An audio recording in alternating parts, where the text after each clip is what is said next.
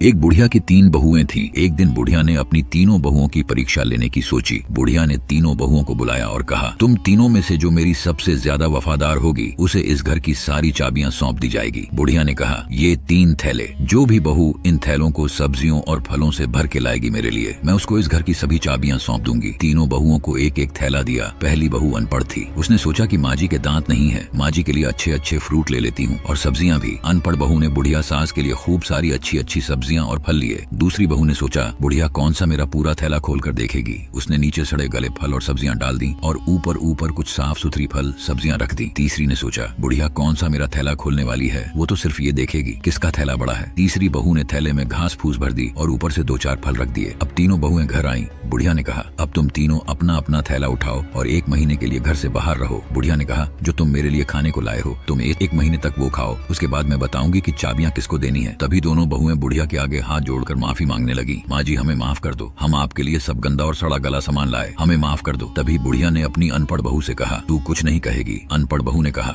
माँ जी मैं तो आपके लिए ताजे फल और सब्जियां लाई थी। बुढ़िया अपनी अनपढ़ बहू की बात से बहुत खुश हुई। बुढ़िया ने अपने घर सभी चाबियां उस अनपढ़ बहू के हाथ में दे दी। अब कहानी का निष्कर्ष आप ही बताएं। बोलो राधे राधे।